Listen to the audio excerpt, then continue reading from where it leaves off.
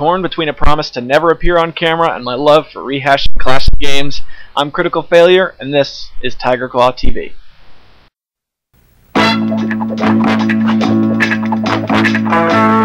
Mind yourself.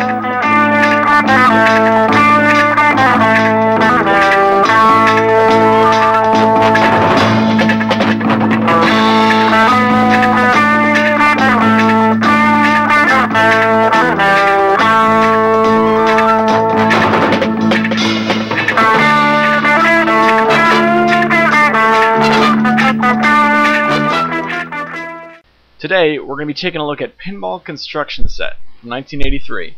This being another DOS game, you're going to need a DOS box to get it running. You can nab that from www.dosbox.com. This is an old game, so you're going to have to crank down the cycles in your DOS box to about 200 or so by pressing Control F11. Otherwise, the game's going to operate much too fast, and you'll never in a million years see the gameplay, because it'll be just too fast.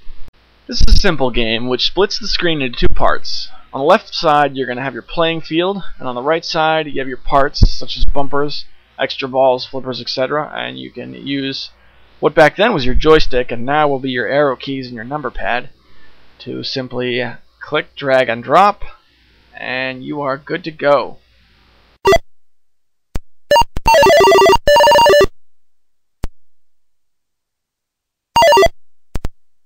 You're actually given a lot of freedom.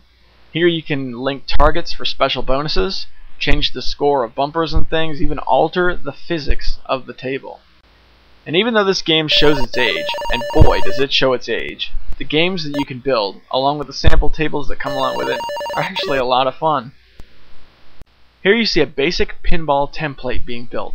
A few barriers are put up, along with a ball and a kicker to get started, some flippers, and you're good to go. I like to save one table just like this, so I have something to start with every time. However, if you want to try something original, hey, go for it.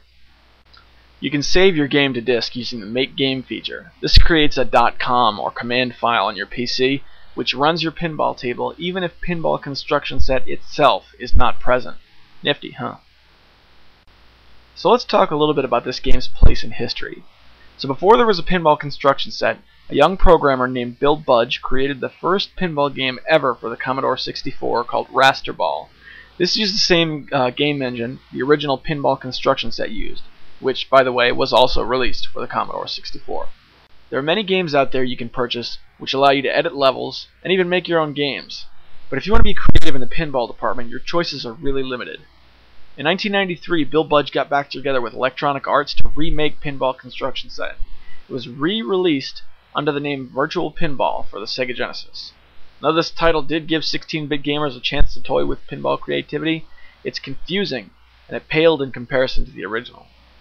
There was also a Pinball Builder released in the Windows 95 days. The demo version, where you can build but not save your table, are available commonly online. However, I couldn't get it to work in Windows 2000. And though it was an easier game to understand than Virtual Pinball and offered more modern gameplay than PCS, it also offered little freedom. Bumpers could only be placed in designated bumper areas. As for ramps, well, two words: ramp template. Aside from the fact that it just doesn't work anymore. But back to Pinball Construction Set.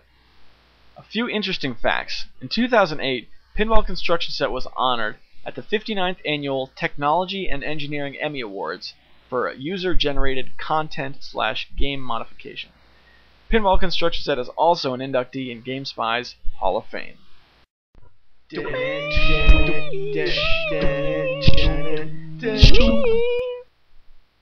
Though I love Pinball Construction Set, and I think everyone who uses DOSBox should find it and get it, there are flaws. The hit detection for the flippers isn't flawless. I wouldn't say it's bad enough to hurt the game because, I mean, look at it. It's ancient. But I do run into some problems where the ball falls through and is lost when it should not have been. But here again, look how old this game is. Also, the DOS version of this game was a PC booter, which meant in order to play it, you had to insert a floppy disk into the drive of the machine while it was turned off, and then turn it on. Essentially using PCS as your operating system, I guess. A long story short, there's no way to quit the program, so when you're done playing, you gotta close out your DOS box. And here again, this is not going to take too much away from the gameplay, but it's just one of those things you want to keep in mind once you start tinkering around with it. In conclusion, I love Pinball Construction Set. I love this game. The pinball tables that I built for this video are available in a package. You can download that by clicking on the link that you should see here. They're playable without the Pinball Construction Set itself. There's a doc file which should explain everything. My final thought for this game is on a scale of 1 to 10, I give it a spaceship. That's right, a spaceship. This is Critical Failure with Tiger Claw TV, signing off.